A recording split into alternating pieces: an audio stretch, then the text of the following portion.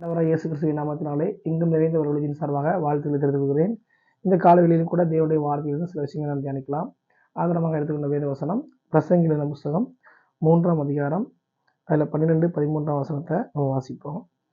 மகிழ்ச்சியாக இருப்பதும் உயிரோடு இருக்கையில் நன்மை செய்வதுமே அல்லாமல் வேறொரு நன்மையும் மனுஷருக்கு இல்லை என்று அறிந்தேன்.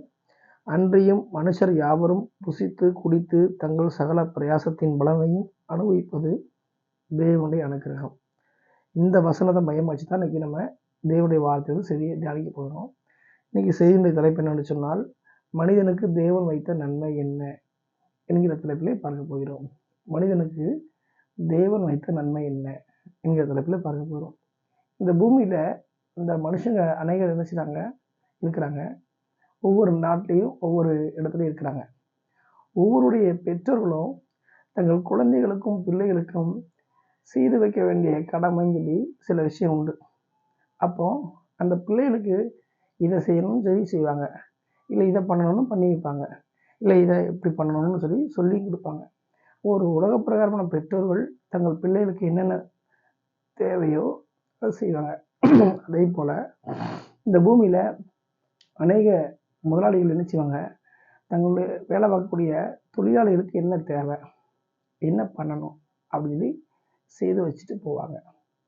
என்ன பண்ணால் நல்லா செய்வாங்க. அதே போல் ஆசிரியராக இருக்கக்கூடியவங்க அவங்க மாணவர்களுக்கு என்னென்ன சொல்லிக் கொடுக்கணும், என்னென்ன காரியம் அவங்க வாழ்க்கையில் செஞ்சால் சொன்னால் நல்லாயிருக்குன்ட்டு சொல்லிக் கொடுப்பாங்க, செய்வாங்க. இது போன்று பல விதத்தில் மனிதர்கள் தங்களுக்கு அறிமுகமானவர்கள் மத்தியிலையும் தங்களுக்கு நெருக்கமானவங்க மத்தியிலையும் அல்லது பெற்றோர்கள் பிள்ளைகளிடையும் செய்கிறாங்க, இருக்கட்டும். ஆனால் அதையும் தாண்டி ஒரு விஷயம் இருக்குது.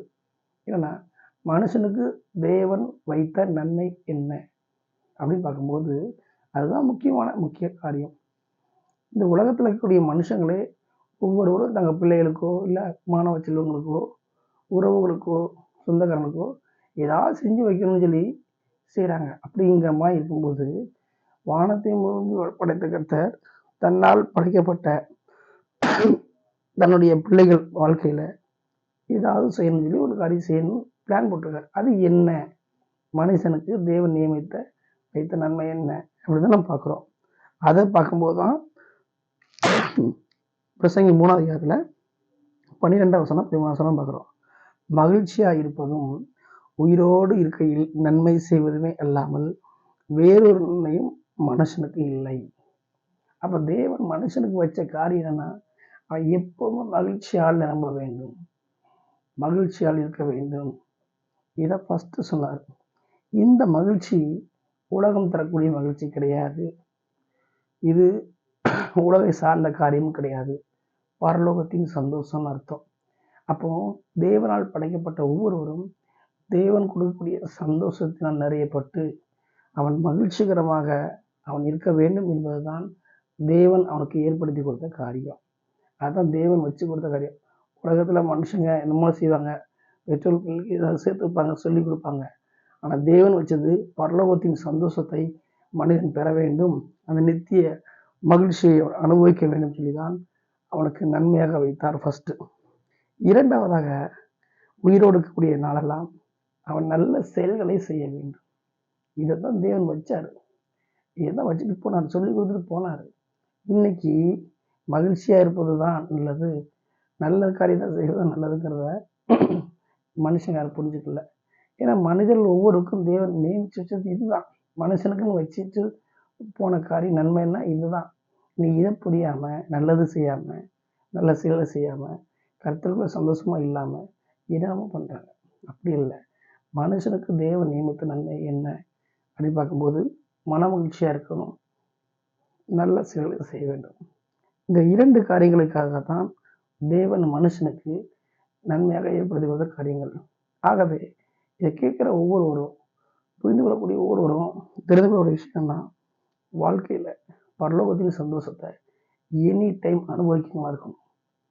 தேவனுக்கு நமக்கு இருக்கக்கூடிய அந்த ரிலேஷன்ஷிப்பில் கிடைக்கக்கூடிய சந்தோஷத்தை அனுபவிக்க பழக வேண்டும். இரண்டாவதாக, உயிரோடு இருக்கக்கூடிய நாளில் நல்ல விஷயங்களை செயல்படுத்த வேண்டும். பைபிளில் வேதத்தில் சொல்கிறது, இயேசு கிறிஸ்து எங்கும் நல்ல காரியங்களை செய்து கொண்டே சுற்றித் திரிந்தார். அப்போ அவர் பிள்ளைங்க நம்ம அப்படி தான் இருக்கணும். அதுக்காகத்தான் நம்ம வாழ்க்கையில் நன்மையாக தான் செய்ய வச்சுக்கார், நியமிச்சுக்கார்.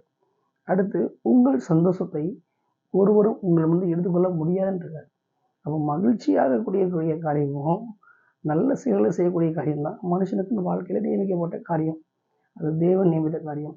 ஆகவே இதை புரிந்து கொண்டு அந்த வசனம் ஒப்பு கொடுத்து தொடர்ந்து கர்த்தருக்குள் மன மகிழ்ச்சியாக இருக்கவும், நல்ல செயல்களை செய்யவும், தேவன் வைத்த காரியத்தை அனுபவிக்க வேண்டும் என்று சொல்லி உங்கள் அனைவரையும் எங்கும் நிறைந்தவர் ஊழியங்கள் வாழ்த்துகிறது. ஆமென்.